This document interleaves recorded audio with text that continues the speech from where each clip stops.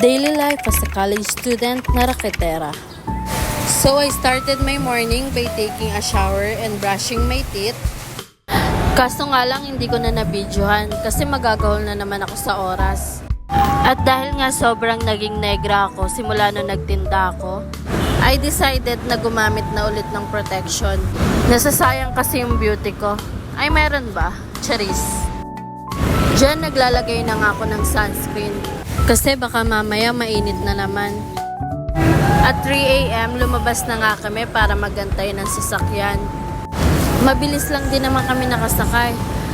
At ilang minuto lang din nasa alabang na kami. Ang bilis kasi ni Kuya magpatakbo. At dito bumili na nga ako ng mga ititinda ko. Nililista na nga ni ate yung mga nabili ko. Pinapalista ko talaga para alam ko kung magkano yung kinita ko. Ay sobrang fresh ng babae. At dito nga pabalik na ulit ako kay mama. At syempre dating gawe, nilatag ko muna ulit yung mga paninda ko dito habang hinihintay ko si nanay na nagbebenta ng Japanese cake. Ayoko kasi na may nasasayang na oras. Syempre bawat segundo at minuto mahalaga. Hindi madaling magtinda. Bukod sa kailangan mong gumising ng maaga, hindi ka rin sure kung makakaubos ka. Pero ganun talaga, kailangan mo talaga makipagsapalaran. Kasi kung hindi ka kikilos, paano ka kikita ng pera? Wala namang madaling trabaho eh. Ang mahalaga lang, masaya ka sa kung anong ginagawa mo. At ilang saglit nga lang may bumili na. Sobrang thankful talaga ako sa mga customer na laging tumatangkilik sa mga tinda namin. Ang sarap sa feeling kapag nakakaubos ng paninda. At ang sakit naman sa ulo kapag hindi.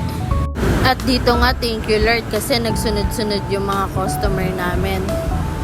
At talagang napapa-thumbs up nga ako sa sobrang galak ng puso ko. Maganda talaga na bata ka pa lang, business-minded ka na. Kasi kung tutusin, madami talagang nagtatagumpay sa business. Minsan madadapa ka, pero ang mahalaga kung paano ka babangon sa pagkakadapa mong yun. At dahil dumating na nga si nanay, nag-tricycle na ako. Umuulan kasi kaya nag-tricycle ako. Wala kasi akong nadalang payong, napamahal pa tuloy ako. Pero okay lang, worth it naman kasi mabait si tatay. Tinulungan niya ako na isakay sa tricycle niya yung mga dala ko.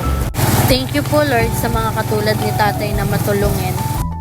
At dito nga nakarating na ako sa sukat. Nangangamba ako kasi naulan na naman. Hay, napaka-hassle pa naman kapag maulan. Pero ikaw na po bahala, Lord. Sana makaubos pa rin po ako kahit naulan. Again po, I just want to say thank you po sa mga customers na palaging tumatangkilik sa mga paninda ko. At syempre kay Lord na palaging pinapanatili na healthy ako at ang pamilya ko. Halatang halata naman dyan na healthy ako, diba? As long as masaya ka, wala ka dapat ikatakot sa sasabihin ng iba. Para sa mga kabataan dyan, I hope na-inspire kayo sa video na ito. Hanggang dito na lang. See you on my next video. Bye-bye!